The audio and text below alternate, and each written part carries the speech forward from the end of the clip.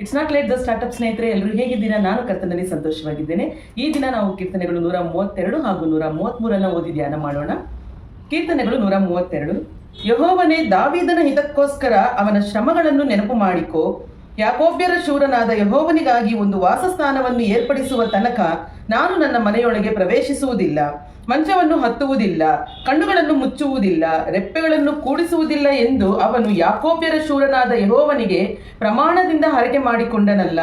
ಈಗೋ ಅದು ಎಫ್ರಾತದಲ್ಲಿರುತ್ತವೆಂದು ಕೇಳಿದೆವು, ಯಹಾರ್ ಮೈದಾನದಲ್ಲಿ ನಮಗೆ ಸಿಕ್ಕಿತು. ಬನ್ನಿರಿ, ಆತನ ಮಂದಿರಕ್ಕೆ ಹೋಗಿ ಆತನ ಪಾದಪೀಠದ ಮುಂದೆ ಅಡ್ಡ ಬೀಳೋಣ. ಯೆಹೋವನೇ, ಎದ್ದು ನಿನ್ನ ಪ್ರತಾಪಯುಕ್ತವಾದ ಮಂಜೂಷದೊಡನೆ ನಿನ್ನ ವಾಸಸ್ಥಾನದಲ್ಲಿ ಸೇರೋಣವಾಗಲಿ. ನಿನ್ನ ಯಾಜಕರು ನೀತಿ ಎಂಬ ವಸ್ತ್ರವನ್ನು ಹೊದ್ದುಕೊಳ್ಳಲಿ, ನಿನ್ನ ಭಕ್ತರು ಉತ್ಸಾಹ ಧ್ವನಿ ಮಾಡಲಿ. ನಿನ್ನ ಸೇವಕನಾದ ದಾವೀದನನ್ನು ನೆನಪು ಮಾಡಿಕೋ, ನಿನ್ನ ಅಭಿಷಿಕ್ತನನ್ನು ತಳ್ಳಿಬಿಡಬೇಡ.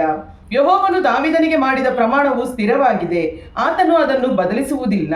ನಿನ್ನ ಸಂತಾನದವರನ್ನು ನಿನ್ನ ಸಿಂಹಾಸನದ ಮೇಲೆ ಕುಳ್ಳಿರಿಸುವೆನು.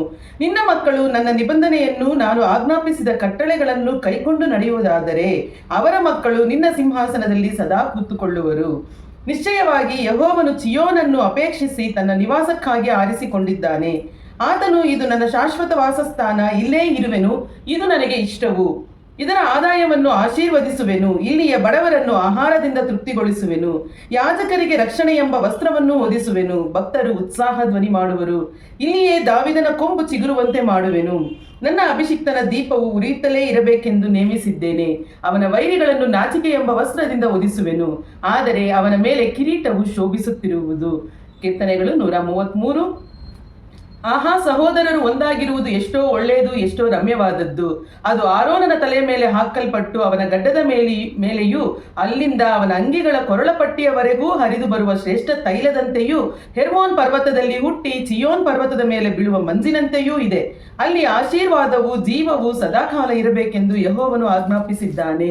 ಹಲ್ಲೆಲೂಯಾ. ದೇವರ ಪರಿಶುದ್ಧ ನಾಮಕ್ಕೆ ಸ್ತೋತ್ರವಾಗಲಿ. ಓದಿದಂತಹ 2 ಕೀರ್ತನೆಗಳ ಭಾಗವು ನಿಮಗೆ ಆಶೀರ್ವಾದವಾಗಿತ್ತು ಅಂತ ಹೇಳಿ ನಾನು ವಿಶ್ವಾಸಿಸ್ತಾ ಇದ್ದೇನೆ. ನೀವೇನಾದರೂ ನಮ್ಮ ಚಾನೆಲ್ನ ಮೊಟ್ಟ ಮೊದಲ ಬಾರಿಗೆ ನೋಡ್ತಾ ಇದ್ರೆ ದಯವಿಟ್ಟು ಚಾನೆಲ್ನ ಸಬ್ಸ್ಕ್ರೈಬ್ ಮಾಡ್ಕೊಳ್ಳಿ. ಮತ್ತೆ ಖಂಡಿತ ನಿಮ್ಮ ಪರ್ಸನಲ್ ಪ್ರೇಯರ್ಸ್ ಅಲ್ಲಿ ನನಗೋಸ್ಕರ ಪ್ರೇಯರ್ ಮಾಡಿ. ಪ್ರತಿದಿನ ದೇವರ ವಾಕ್ಯವನ್ನ ಅನೇಕರಿಗೆ ತಲುಪಿಸಬೇಕು ಅಂತ ಹೇಳಿ ನಾವು ಎಷ್ಟೋ ಪ್ರಾರ್ಥನೆಯನ್ನು ಮಾಡಿ ಸ್ಟಾರ್ಟ್ ಮಾಡಬೇಕಾದ್ರೂ ಕೂಡ ತುಂಬಾ ಅಡೆತಡೆಗಳು ಉಂಟಾಗ್ತಾ ಇದೆ. ಸೊ ಅಡೆತಡೆಗಳನ್ನ ದೇವರು ಮುರಿದು ಹಾಕಿ ನಾನು ಪ್ರತಿದಿನ ಕೂಡ ದೇವರ ವಾಕ್ಯವನ್ನ ಅನೇಕರಿಗೆ ತಿಳಿಸುವಂತೆ ನನಗಾಗಿ ಪ್ರಾರ್ಥನೆ ಮಾಡಿಕೊಳ್ಳಿ.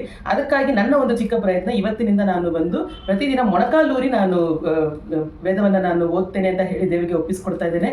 ಸೊ ಅದಕ್ಕೆ ಕೂಡ ನನಗೆ ದೇವರು ಬಲ ಕೊಡಬೇಕು ಅಂತ ಹೇಳಿ ಪ್ರಾರ್ಥನೆ ಮಾಡ್ಕೊಳ್ಳಿ. Thanks for watching. God bless you. Have a good day.